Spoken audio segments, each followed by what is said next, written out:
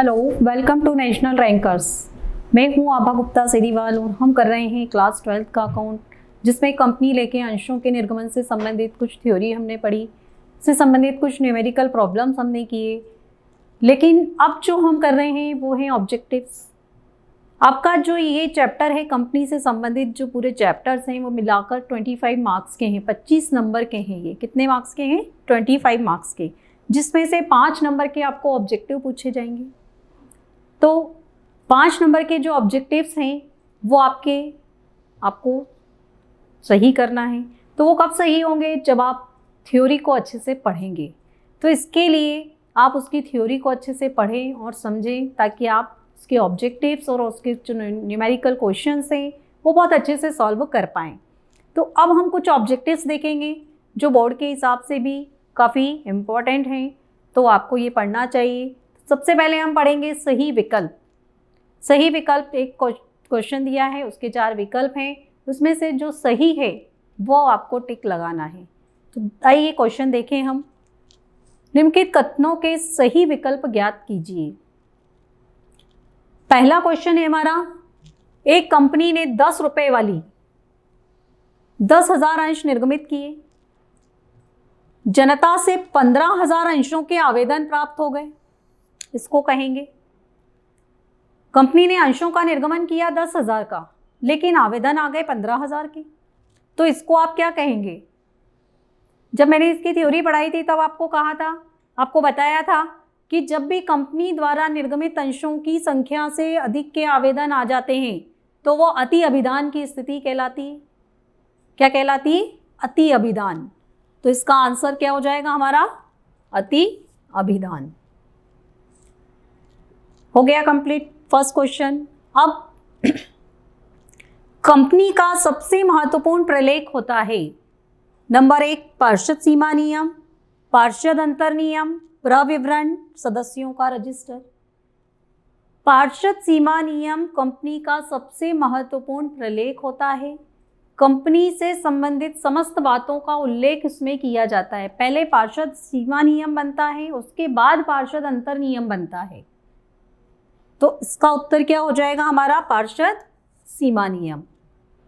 इसके बाद अगला, निम्न में से कौन सा कंपनी का लक्षण है? लक्षण मतलब विशेषता। लक्षण और विशेषता दोनों एक ही चीज हैं। तो पहला देखिए आप, कृत्रिम व्यक्ति। हमने पढ़ा है कि कंपनी एक विधान द्वारा निर्मित कृत्रिम व्यक्ति है। कंपनी का दायित्व सीमित होता है। कंपनी के जितने भी अंशधारी होते हैं उनका दायित्व उनके खरीदे गए अंशों की संख्या तक सीमित होता है। पृथक अस्तित्व, कंपनी का अपने सदस्यों से पृथक अस्तित्व होता है। सदस्यों के चले जाने पर, उनकी मृत्यु हो जाने पर कंपनी के अस्तित्व पर कोई प्रभाव नहीं पड़ता है। ये सारी इस कंपनी की विशेषताएं हैं। तो हमारा उत्तर क्या हो जाएगा? उपयुक्त सभी। यहाँ पर हम टिक लगा देंगे। इसके बाद है अधिकृत पूंजी का उल्लेख होता है। अधिकृत पूंजी जो वह पूंजी होती है जिस पूंजी को लेकर कंपनी को रजिस्टर्ड कराया जाता है, जो कंपनी के पार्षद सीमा नियम में लिखी जाती है। कहाँ लिखी जाती है ये पूंजी? पार्षद सीमा नियम में, क्योंकि ये कंपनी का महत्वपूर्ण प्रलेख होता है। उसमें नाम वाक्य, पूंजी वाक्य आपने 11th क्लास में पढ़े होंगे। कंपनी का फॉर्मेशन, जब कंपनी का निर्माण होता है तो उसमें पार्षद सीमा नियम बनता है। तो पार्षद सीमा नियम की जो विषय सामग्री है उसमें ये सब कुछ दिया है कि कंपनी का नाम वाक्य क्या, कंपनी का नाम क्या होगा, पूंजी वाक्य कंपनी की पूंजी क्या होगी, ये पार्षद सीमा नियम में लिखी जाती है। तो इसका भी उत्तर हो जाएगा पार्षद सीमा नियम। अब अगला है हमारा, सारणी F के अनुसार अग्रिम याचना पर किस दर से ब्याज दिया जाता है? तो सारणी F में अग्रिम याचना पर जो नियम बनाया गया है कंपनी अधिनियम के द्वारा, उसमें कंपनी को 12% से ब्याज देना होता है। तो ये थे हमारे सही विकल्प। अब हम करते हैं रिक्त स्थान। रिक्त स्थानों की पूर्ति कीजिए। इसमें दिया है अंशों पर लाभांश की दर निश्चित होती है। तो कौन से अंशों पर लाभांश की दर निश्चित होती है? अंश 2 प्रकार के बताए थे मैंने आपको कि एक होते हैं समता अंश और एक होते हैं पूर्वाधिकार अंश। तो समता अंशों को तो लाभांश मिलता नहीं है, तो लाभांश किसको दिया जाता है कंपनी के द्वारा?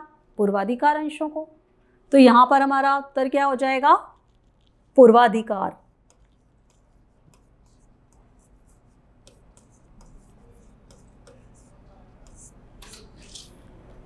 निजी कंपनी को जारी नहीं करना पड़ता है। क्या जारी नहीं करना पड़ता है? निजी कंपनी अपने अंश निर्गमित नहीं कर सकती। सिर्फ पब्लिक कंपनी को यह अधिकार होता है कि वो अंश निर्गमित करें। तो जब भी कंपनी को अंश निर्गमित करना होता है, कंपनी क्या करती है? प्रविवरण जारी करती है। लेकिन निजी कंपनी को यह अधिकार प्राप्त नहीं है, अर्थात निजी कंपनी प्रविवरण जारी नहीं कर सकती। तो इसका उत्तर आ जाएगा हमारा प्रविवरण। कंपनी विधान द्वारा निर्मित एक कृत्रिम व्यक्ति है।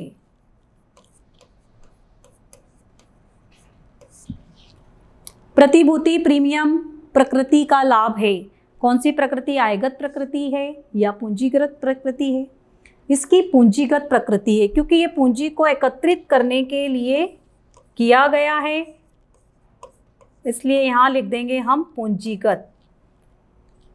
स्कंद सदैव होता है। जब स्कंद के बारे में हमने पढ़ा था और अंश और स्कंद का अंतर पढ़ा था हमने, तो उसमें एक पॉइंट था कि अंश का पूर्णदत्त होना आवश्यक नहीं है, लेकिन स्कंद हमेशा पूर्णदत्त होता है। क्या होता है? हमेशा पूर्णदत्त। तो यहां पर भी आ जाएगा पूर्णदत्त।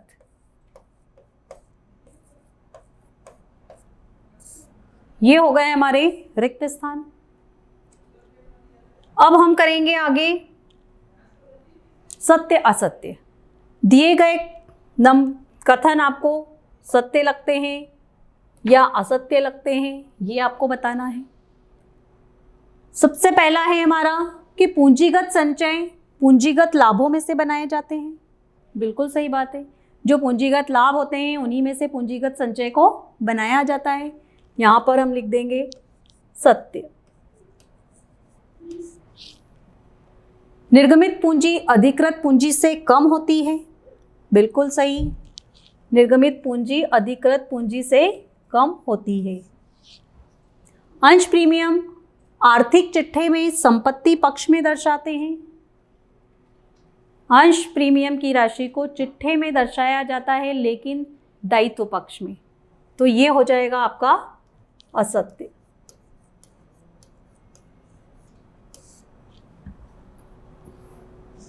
इसके बाद अग्रिम याचना प्राप्त होने पर बैंक खाता, नाम मतलब डेबिट, और अग्रिम याचना खाता जमा किया जाता है।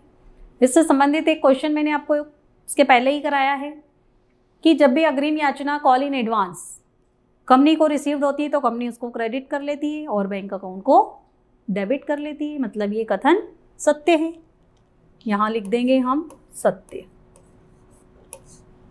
इसके बाद समता अंशधारी को कंपनी के सभी मामलों में मतदान का अधिकार होता है। बिल्कुल सही बात है ये। क्यों? क्योंकि कंपनी के ये वास्तविक स्वामी होते हैं, इसलिए इन्हें कंपनी के जितने भी प्रबंध संबंधी मामले हैं उसमें अपना मत देने का अधिकार होता है। सत्य। तो इसमें आपने देखा एक जो तीसरा वाला है वो असत्य है, बाकी सारे कथन इसमें सत्य थे। तो इस तरीके से आपको जब भी कोई ऑब्जेक्टिव आता है तो आपको बहुत ध्यान से उसको करना है। Thank you.